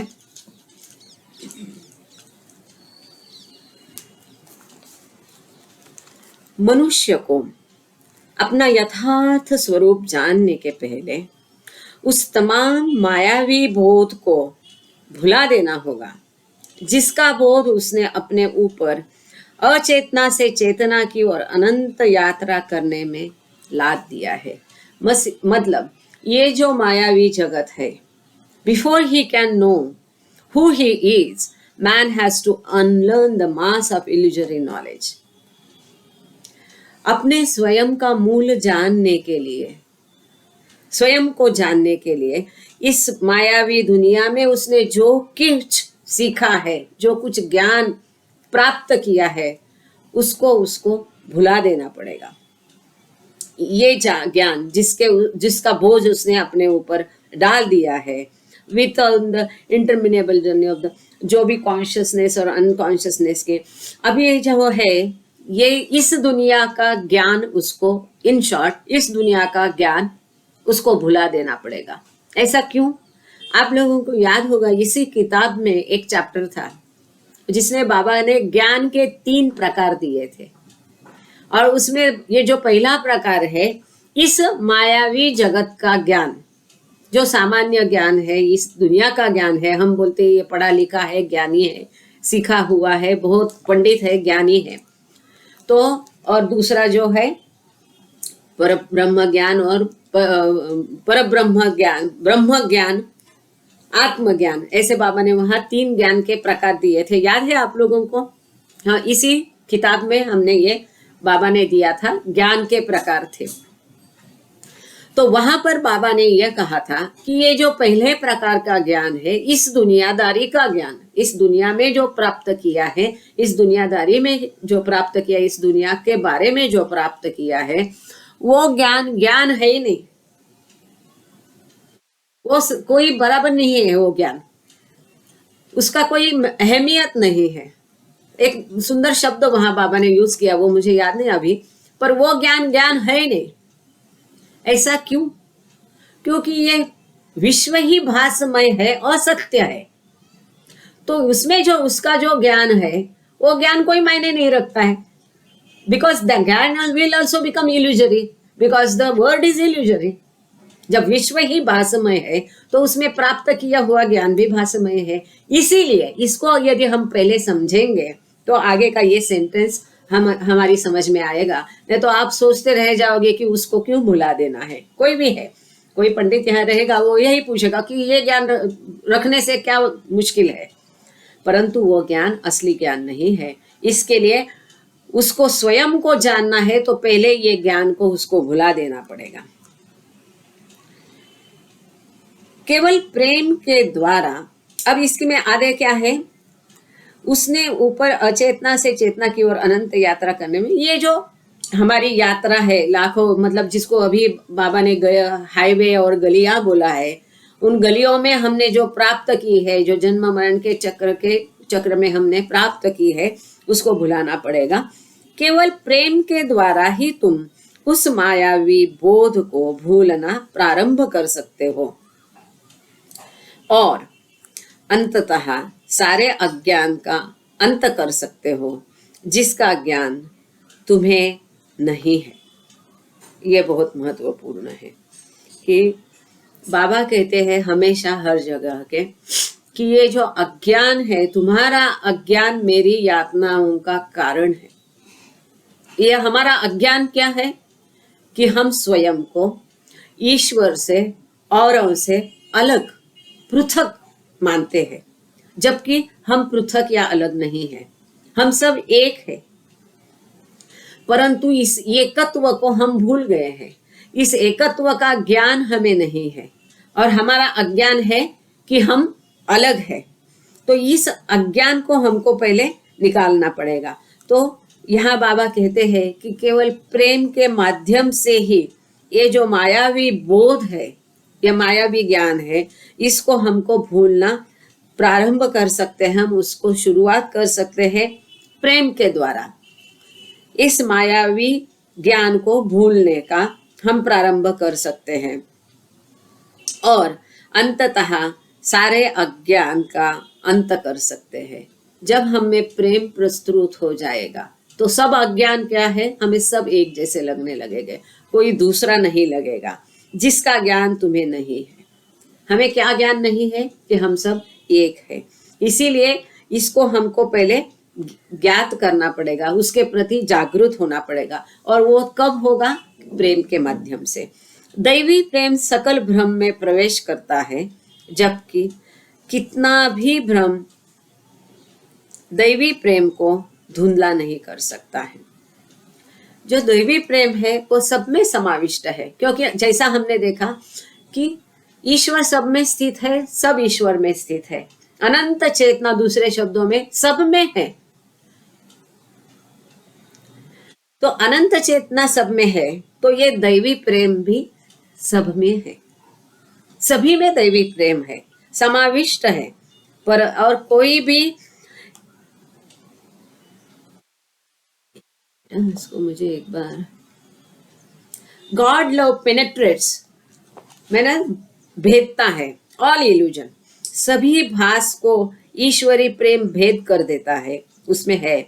While no amount of illusion can deem God love, किसी भी प्रकार का भ्रांति, माया ईश्वरी प्रेम को धुंधला नहीं कर सकती है। Start learning to love God by beginning to love those whom you cannot, जिससे आप प्रेम नहीं कर सकते हो उसे आप प्रेम करना शुरू करो। ये ईश्वर से प्रेम करने की शुरुआत है। यद्यपि हम कहते हैं कि love is a gift from God, परंतु यहाँ ये अत्यंत महत्वपूर्ण है। यहाँ बाबा ये कहते हैं कि दो love is a gift from God, आपको ये स्वयं करना पड़ेगा, आदत करनी पड़ेगी, सीखना पड़ेगा, शुरुआत करनी पड़ेगी। कैसे? तब आप वो ईश्वर से जो कृपा है, ईश्वर से जो ग्रेस है, वो पाओगे। वो प्रेम की कृपा की जो देन है, गिफ्ट है, वो आप तब पाओगे जब वो गिफ्ट, वो देन, ये प्रसाद, कृपा प्रसाद पाने की तैयारी आप करोगे, उस काबिल आप हो जाएंगे। उस काबिल होने के लिए यहाँ बाबा कहते हैं कि जिससे आप प्रेम नहीं कर सकते हैं। खाली अरे love is a gift of God, अरे ये तो ईश्वर से देन है, वो जब देगा तब होगा, ऐसा सोच के हम हाथ पे हाथ रख के बैठ नहीं सकते हैं। यहाँ बाबा ने स्पष्ट रूप से कहा है कि जिसको आप प्रेम नहीं कर सकते हैं, कई लोग होते हैं कि जिससे हम नहीं प्रेम कर सकते, उसके कई कारण हो सकते हैं, लेकिन उन्हीं लोगों को प्रेम करके हम ईश्वर से प्रेम करने की शुरुआत कर सकते हैं। आगे बहुत सुंदर बाबा ने दिया, start learning to love God by beginning to love those whom you cannot. You will find that in serving others you are serving yourself. जब आप दूसरों की सेवा करते हैं तो वास्तव में आप स्वयं की ही सेवा कर रहे हैं, आप अपने आप की ही सेवा कर रहे हैं। क्यों? क्योंकि वो और हम अलग नहीं है। जो अपार चैतन्य उसमें है वो ही मुझ में भी है, जो आत्मा उसमें है वो मुझ में है, क्योंकि आत्मा अनंत है, उसको विभाजित नहीं किया जा सकता है। आत्मा एक ही है। जब आत्मा एक है तो हम भिन्न नहीं है, एक है। जब हम भिन्न नहीं है, एकत्व का भाव रखेंगे, तो हम इस प्रिंसिपल को समझ जाएंगे कि by serving others you are serving yourself. दूसरों की सेवा करके हम स्वयं की सेवा इसलिए भी कर रहे हैं दुनियादारी के हिसाब से, क्योंकि मास्टर इन सर्विट्यूड, औरों की सेवा, निस्वार्थ सेवा करने से ही हम दूसरों को प्रेम करना सीखेंगे। दूसरों को हम प्रेम करना सीखेंगे मतलब ईश्वर से प्रेम करना शुरू करेंगे, और ईश्वर से प्रेम शुरू करना सीखेंगे तभी हमारे संस्कार धुंधले हो जाएंगे, फेडअप हो जाएंगे, कम हो जाएंगे, तब हम ईश्वर प्राप्ति के मार्ग पर चल पाएंगे। इसलिए बाबा ने यहाँ कहा है, ये बहुत महत्वपूर्ण है, कि दूसरों की सेवा करके आप वास्तव में अपने आप की ही सेवा करते हैं। इसीलिए बाबा ने कहा है कि कोई सेवा का मौका तुम्हें देता है तो सेवा आपने उसकी की, इसका अहम नहीं करके, उसके ऊपर कोई एहसास हमने किया है, ऐसा नहीं है। और ऐसा एहसास जताना भी नहीं। जब आप किसी की सेवा करोगे तब कभी ये एहसास नहीं जताना कि हमने उसकी सेवा की है, बल्कि उस सेवा का संधि उसने दी है, इसलिए उस अवसर के लिए हम उसको धन्यवाद करना चाहिए, क्योंकि ऐसी सेवा प्रदान करने का अवसर देकर, मौका देकर वो हमारी ही मदद कर रहा है। The more you remember others with kindness and generosity, जितना आप औरों को दया और उदारता से याद करोगे, the less you remember yourself, जितना आप अधिकतम दूसरों को प्रेम भाव से, उदारता से याद करोगे, उतना कम अपने आप को आप याद करोगे। और हमें ईश्वर प्राप्ति के लिए क्या करना है? अपने आप को भुलाना है। यदि हम अपने आप को भुलाना चाहते हैं तो हमें अपने आप को याद रखना कम करना पड़ेगा। अब ये तभी होगा जब हम दूसरों को अधिक ख्याल करेंगे, प्रेम से और उदारता से। बहुत सुंदर है ये, लव, सर्विंग और remembrance. And when you completely forget yourself, you find me as the source of love. अब जब इस तरह से आप दूसरों का प्रेम से, उदारता से अधिक ध्यान रखोगे, ख्याल रखोगे, तब आप मुझे पाओगे। मैं मतलब बाबा कह रहे, मैं जो कि पूरे प्रेम का स्रोत हूँ, जो स्रोत मुझसे निकलता है, सोर्स है, I am the source of love. और उस प्रेम के स्रोत को आप पाओगे जब अपने आप को आप भुला दोगे, दूसरों का ख्याल आपको ज्यादा रहेगा, दूसरों की सेवा आप ज्यादा करोगे, प्रेम से करोगे। जिससे आप प्रेम नहीं कर सकते उससे आप प्रेम करने पाओगे, प्रेम कर पाओगे, करोगे, तब आप मुझे पाओगे, मेरा प्रेम पाओगे। ये बहुत ही सुंदर है। और यहाँ पर जो प्रेम हम बोलते हैं कि प्रेम ईश्वर की देन है, तो यहाँ पर इस एक अलग तरीके से बाबा ने इसको ये कहा है कि प्रेम मुफ्त में नहीं होता है, it's not a free gift. तो उसके लिए कीमत चुकानी पड़ेगी। वो कीमत क्या है?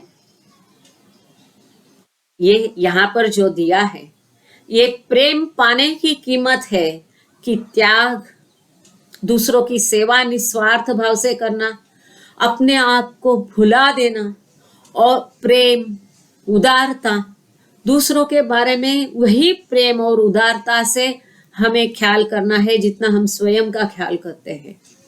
उस दैवी प्रेम को पाने की एक कीमत है। जनरॉसिटी, उदारता, प्रेम, निस्वार्थ सेवा, अपने आप को भुलाकर दूसरों को अपनी जगह रख के उसकी सेवा करना, उसको याद करना, उसका ख्याल करना, इस दैवी प्रेम पाने की ये कीमत है, वो हमको चुकानी पड़ेगी। तो नहीं 623 हुए हैं, तो यहाँ रुके क्या? किसी को कोई सवाल या इंटरेक्शन करना है या कुछ बताना है? तो मुझे ऐसा लगता है क्योंकि ये जो ऊपर वाला पैराग्राफ है ना, बहुत ही इम्पोर्टेंट मैसेज दो, मतलब सभी जगह पे बाबा ने वही कहा है। तो अगर इस पे चर्चा हो, तो मुझे ऐसा लगता है अभी 7 ही मिनट बचे हैं और सुषमा ज्वाइन नहीं की है, तो कोई प्रेयर आप बता सकते हैं कि किसे मैं दूं? या अच्छा, यहाँ अगर दो आप कहेंगे चीजें तो मैं हैं। आगे का पढ़ती हूँ। हाँ, सुषमा है। बाबा या है, हाँ। एक मिनट। यहाँ दो चीजें मैं बोलना चाहती थी।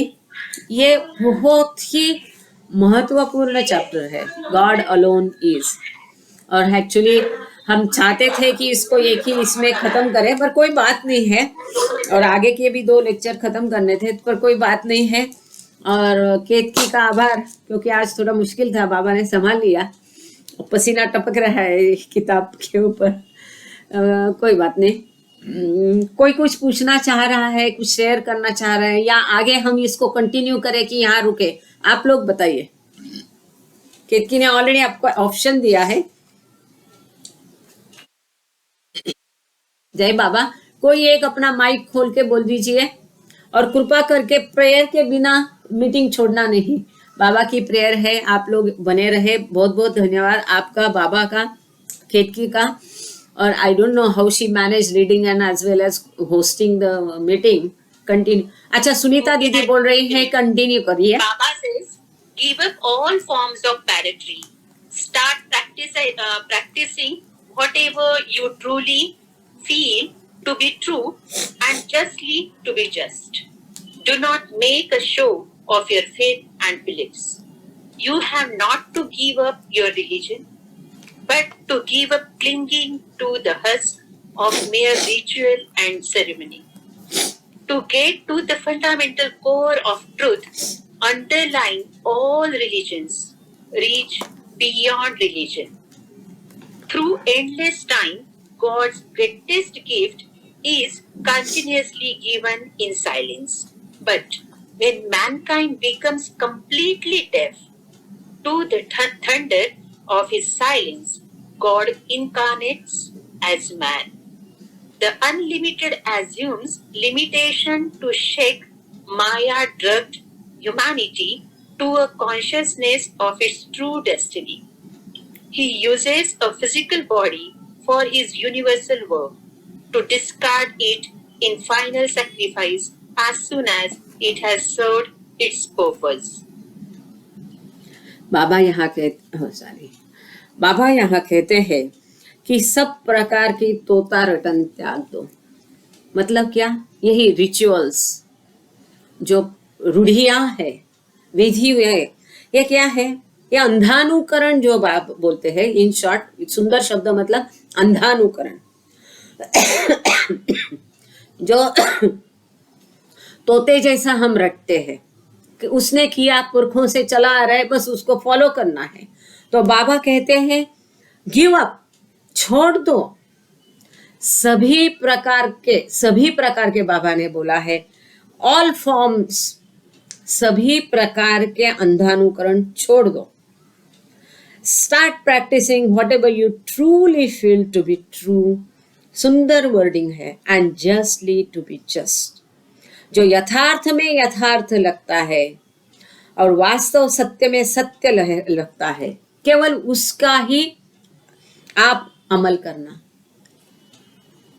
जो आपको दिल से, मुझे किसी ने पूछा ये करना है, पूछा करना है नहीं करना है, तो बाबा ने स्पष्ट रूप से बोला है, आपके अंतस्थल से, हृदय से जो आपको लगता है वही असली पूजा है, वही करो, उसी के ऊपर अमल करो। जो कुछ तुम यथार्थ में सही और उचित रूप से उचित महसूस करते हो, उस पर अमल करना प्रारंभ करो।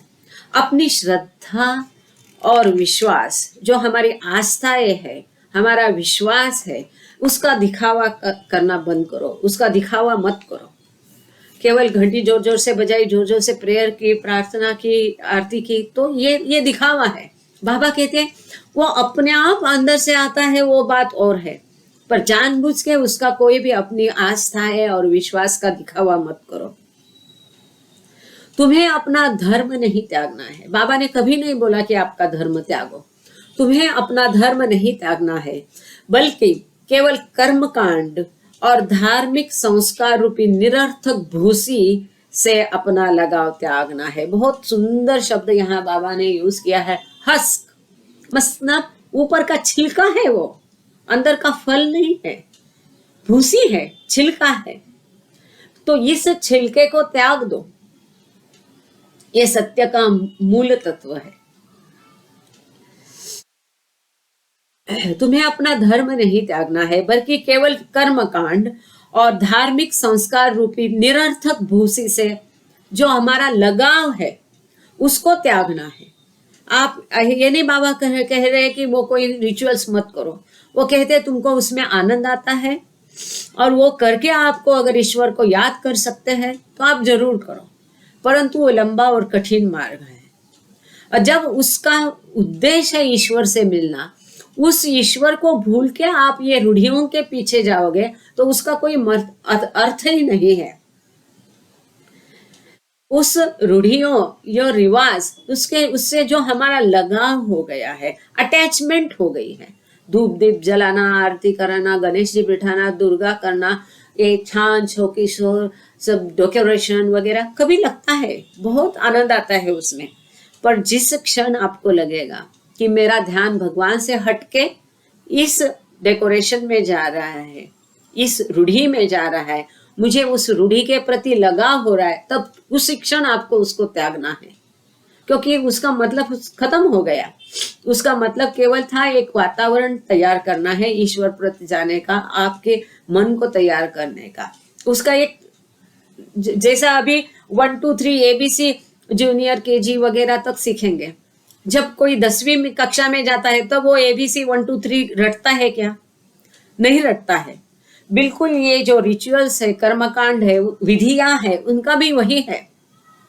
ईश्वर प्राप्ति के लिए उनका केवल एक छोटा सा सीढ़ी जैसा साधन करके उपयोग करना है। हमेशा उनसे अटैचमेंट रखेंगे तो उस प्रकार के संस्कार आपके बढ़ेंगे। ये नहीं है कि बाबा को कोई उससे दुश्मनी है इसलिए बाबा बोल रहे कि कर्मकांड मत करो, पर जब कर्मकांड और विधियों से आपको लगाव हो जाता है, अटैचमेंट बढ़ती है, तब उसके संस्कार, उस प्रकार के संस्कार आप बढ़ते हैं। फिर इन संस्कारों को और घटाने के लिए और मेहनत बाबा को करनी पड़ेगी, हमको करनी पड़ेगी, हमारे और कुछ जन्म उसमें चले जाएंगे। तो इसी जन्म में क्यों न जागरूक हो, अब इस विधि का कोई उपयोग नहीं है, अब मैं ईश्वर की तरफ ज्यादा ध्यान दूं, बल्कि केवल कर्मकांड और धार्मिक संस्कार रूपी निरर्थक भूसी से अपना लगाव त्यागना है। सब धर्मों में अंतर्निहित सत्य के मूल तक पहुंचने के लिए धर्म को लांघ कर उसके पार जाओ। बाबा क्या वो कहते हैं, धर्म को त्यागो, ऐसा मैं नहीं कर रहा, धर्म को पार करो, लांघो और उसके पार जाओ। क्यों? क्योंकि सभी धर्म में क्या अंतर्निहित है, सब धर्म का सार या उसमें क्या समाविष्ट है, सत्य, और सत्य का मूल, ये पहुंचने के लिए धर्म है। तो धर्म को लांघो, उसके पार जाके वो सत्य को पाने की कोशिश करो। आगे बाबा कहते हैं, through endless time God's greatest gift is continuously given in silence.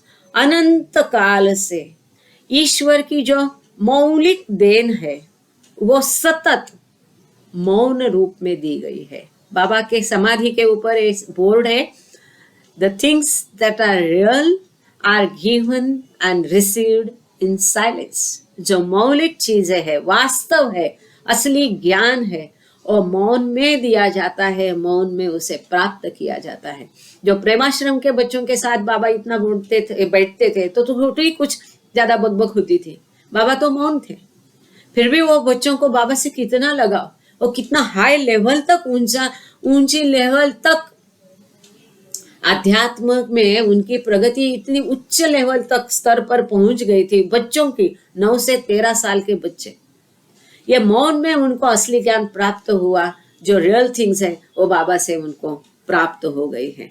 तो अनंत काल के अनंत प्रवाह में ईश्वर अपनी बड़ी से बड़ी देन मौन रूप में निरंतर देता रहता है। लेकिन जब मानव जाति उसके मौन के गर्जन के प्रति अपने कान बिल्कुल बंद कर लेती है, तब ईश्वर मनुष्य रूप में अवतार लेता है। ईश्वर तो सदा है, क्योंकि वो अनंत चैतन्य है, हम सब में मौजूद है और वो मौन में ही अपनी देन देता है। पर हम जब उसके प्रति बहरे हो जाते हैं, अपने कान बंद कर लेते हैं, तब उस ईश्वर को, अनंत चेतना को, अपने आप को इस सीमित रूप में, मनुष्य के रूप में ढालना और अपने आप को बंद करके आना पड़ता है, अवतार लेना पड़ता है।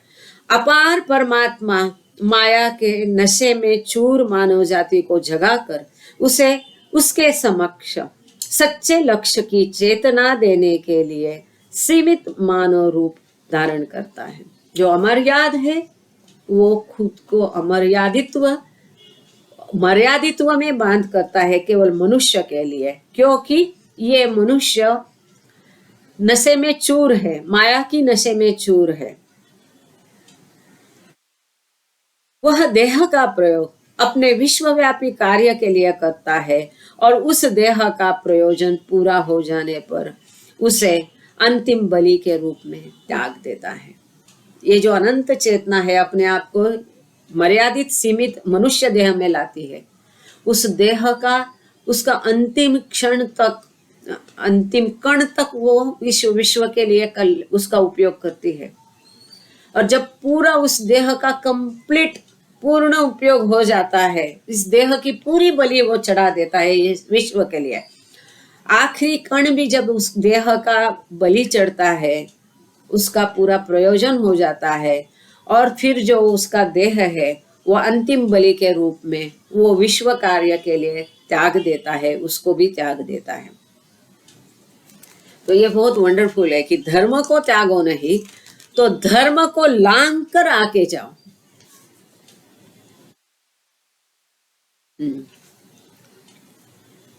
ठीक है, यहाँ रुक जाते हैं हम।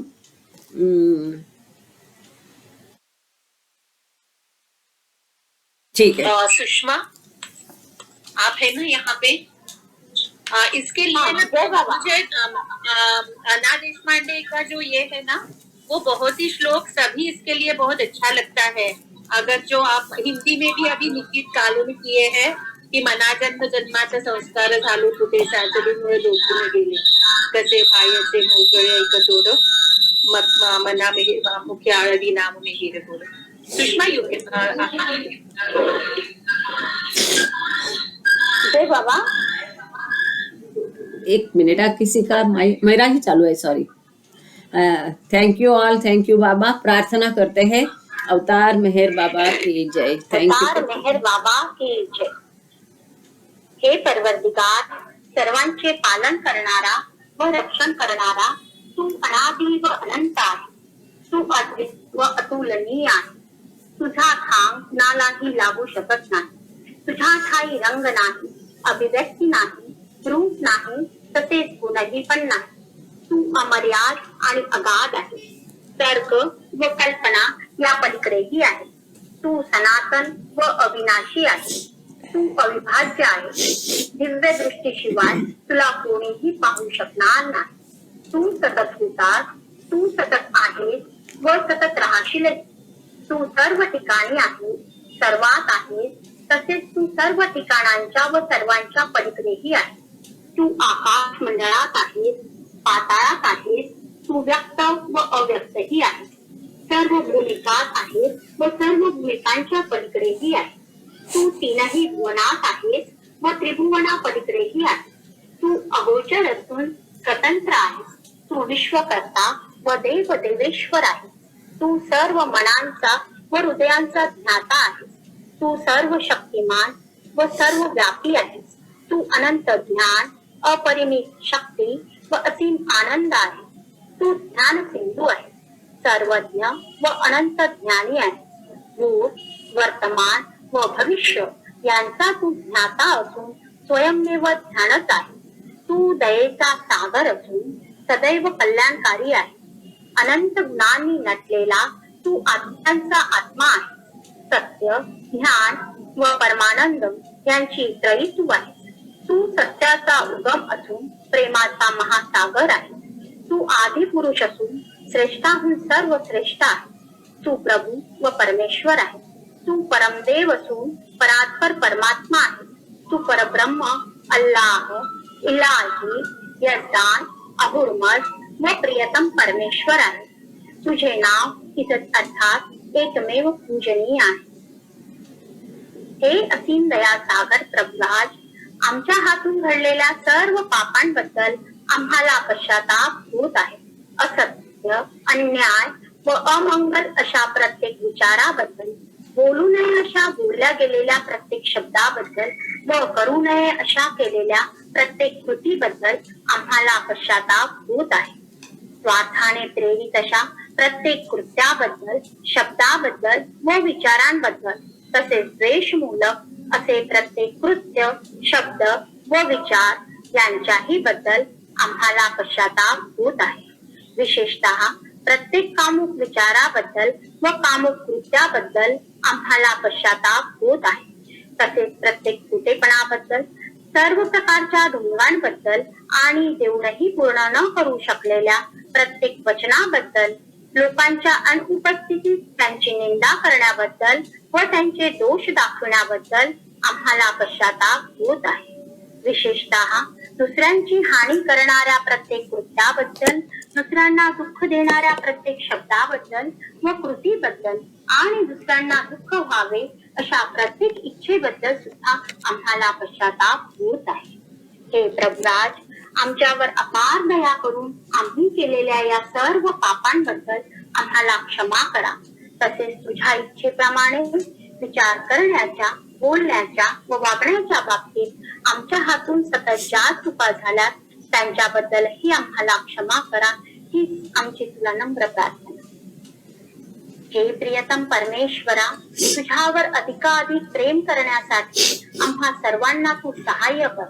अधिक, आणखी अधिक व त्याहूनही आणखी अधिक प्रेम करण्याकरिता, इतके की तुझ्याशी एकरूप होण्यास आम्ही पात्र व्हावे आणि प्रियतम बाबांचा दामन अगदी अखेरच्या क्षणापर्यंत हाती घट्ट राहावा, यासाठी आम्हास तू सहाय्य कर. अवतार मेहर बाबा की जय. अवतार मेहर बाबा की जय. आदि सचेतन शांति निकेतन, आदि सचेतन शांति निकेतन, नमो ब्रह्म आओ मिहिर प्रभु, आरती अपनाओ मिहिर प्रभु, आरती अपनाओ.